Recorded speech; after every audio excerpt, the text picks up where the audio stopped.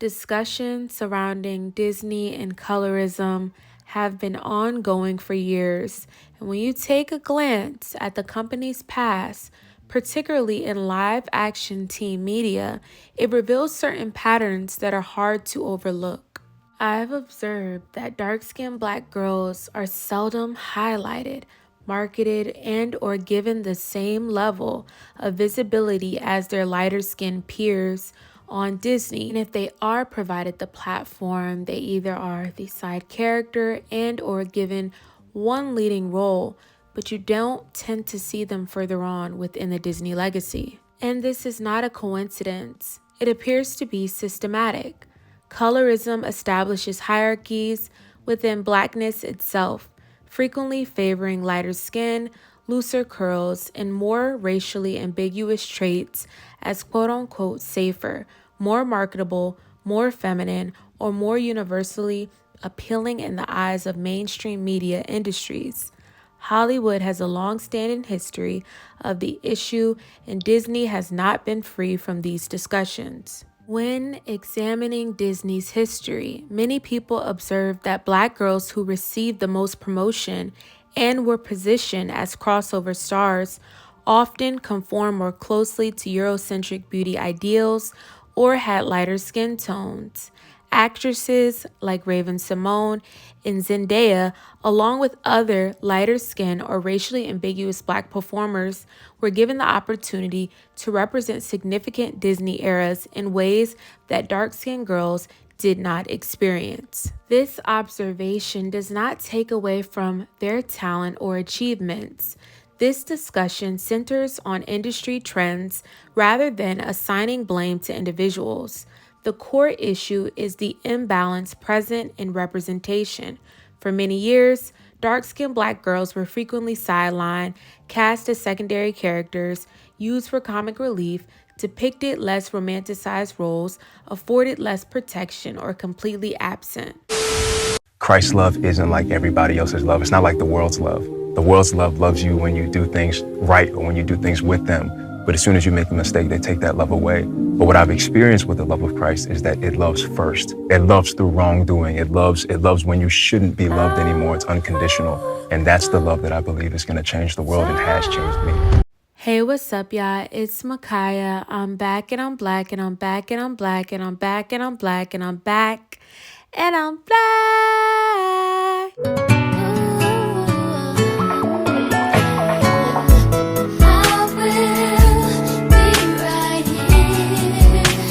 Sasha here. Excuse me? Supermodels do not fly business class. Now, I'm not going to demand a private jet, but I think Jag could at least spring for first class. And today I am bringing you all another video diving into Disney and colorism. Now, I always want to reiterate this whenever I speak about this. This is not to diminish the craft of many of these people who are excelling now and who have done wonderful things on Disney. I'm a Disney kid, okay? I'm going to preface that. I'm a Disney kid. I love Disney down, but we can't ignore the issues that have taken place. And if we look across the board regarding the different women who have been propelled on Disney Channel, we tend to see that many of them tend to be lighter complexion. You have your Zendaya, you have your Raven-Symoné, and those are the two pivotal people, I would say, specifically black women that have been the face of Disney Channel, when the rest of them are pushed to side characters and or given lead roles for movies per se, but not utilized further on, whereas the ones who are utilized and maxed out and tend to be utilized more have more of a lighter complexion. And what sparked this video is actually the video I did on Coco Jones, where I really feel like Disney fumbled the bag with her because she's so talented. Within Let It Shine, she shined so bright, and she didn't get her due diligence as her lighter skin counterparts.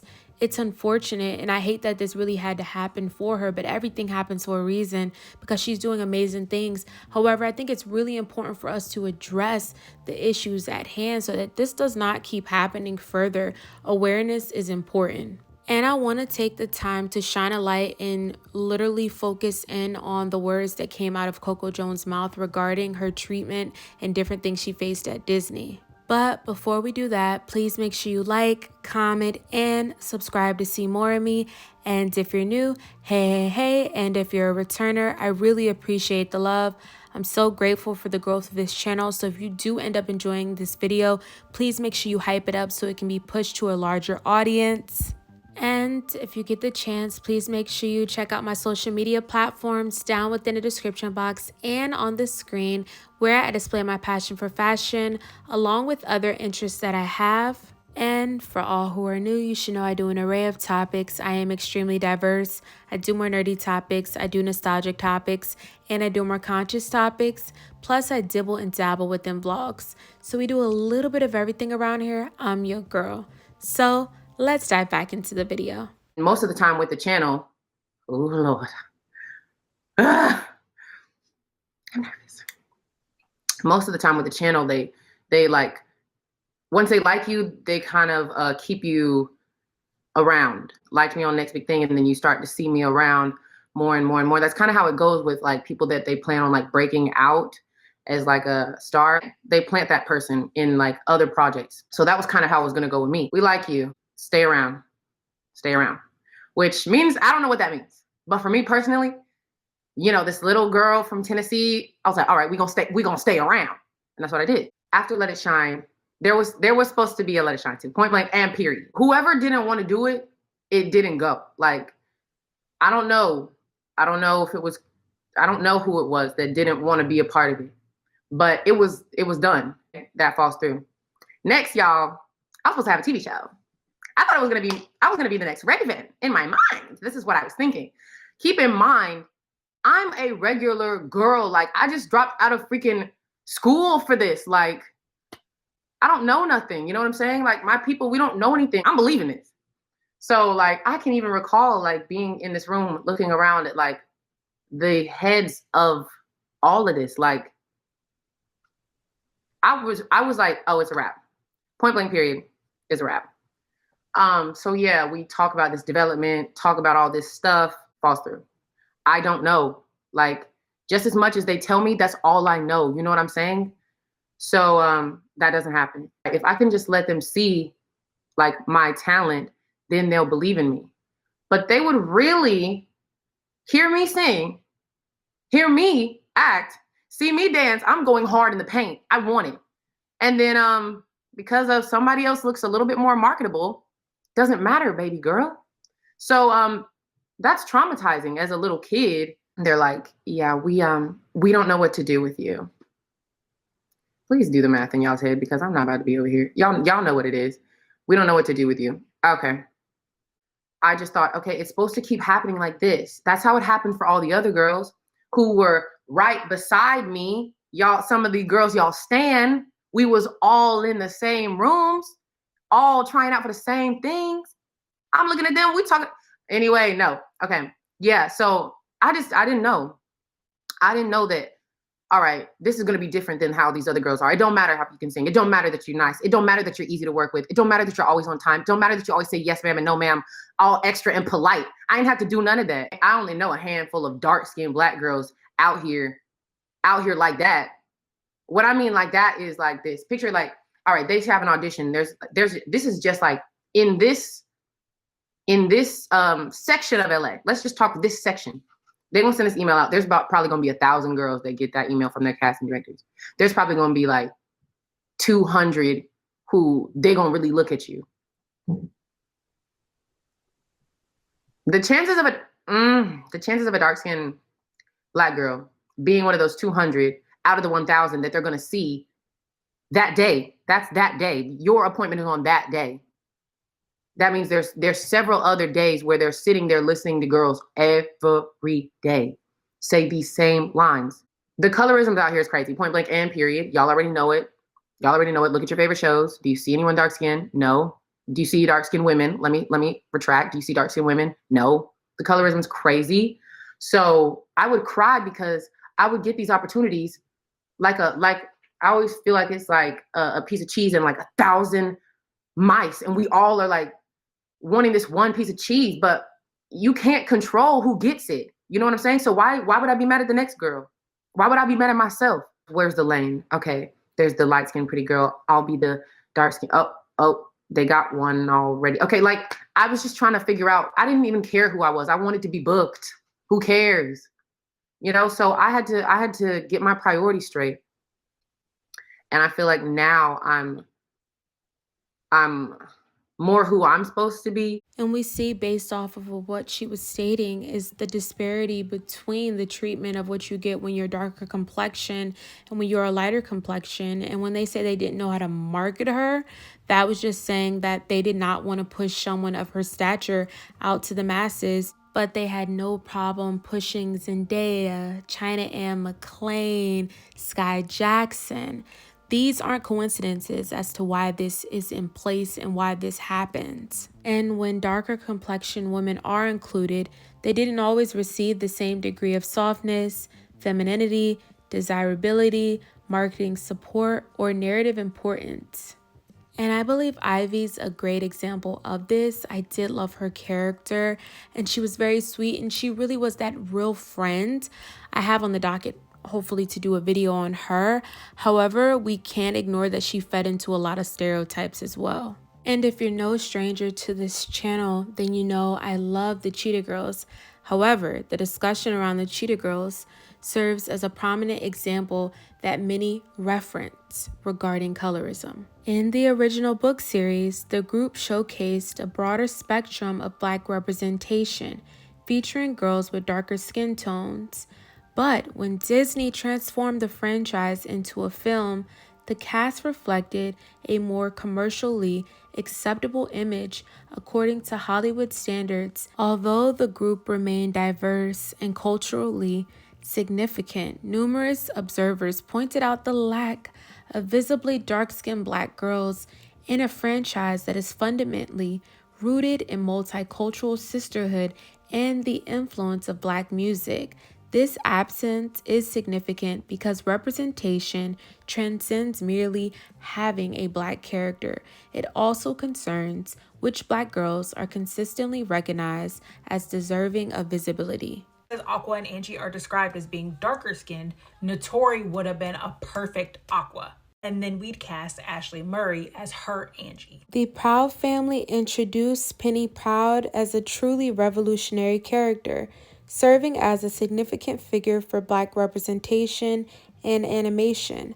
However, discussions about colorism surfaced due to the contrast between Penny's softer portrayal, her desirability, and her prominence compared to how darker-skinned girls were sometimes depicted on the show.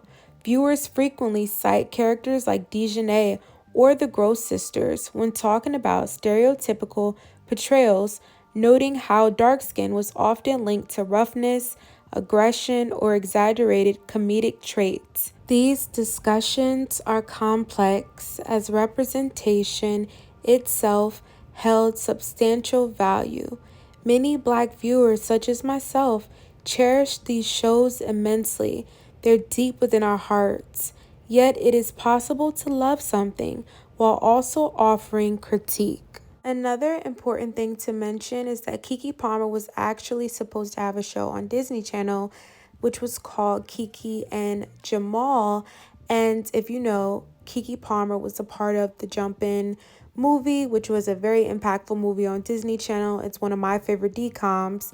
So you can tell that she was going down that pathway of being that Disney star, but you could tell another reason, hence Disney did not know how to utilize her with her being a dark complexion woman, and I think they had difficulty in seeing something like this go further. And as we know, she was in better hands with Nickelodeon being on True Jackson VP. However, I would have loved to see how this show could have came out as well, but hey, we'll never know. Ain't nobody that can love me like my family can.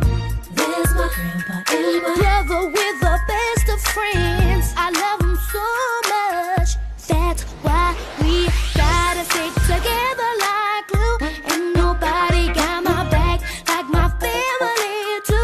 Oh no, it don't. We gotta stick together. That was such a cute song, by the way. I had to play the theme song because I'm like, that is just too cute. But we can't ignore the colorism that takes place or that has taken place on Disney Channel. It's very evident, it's clear, it's in our face.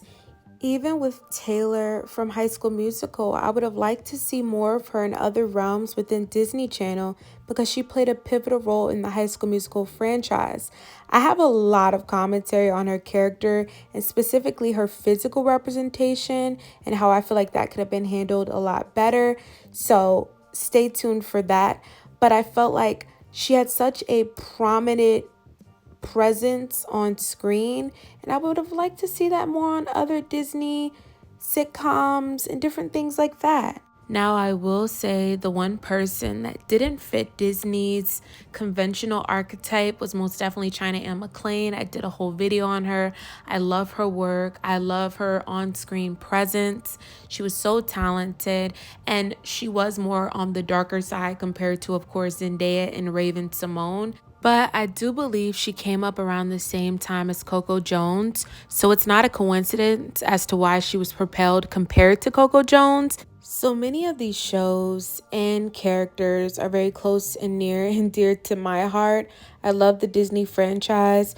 However, just because we have love and appreciation doesn't mean we can't point out certain things that were wrong with the programming as well. So I thank you all for watching. Please make sure you like, comment, and subscribe if you enjoyed.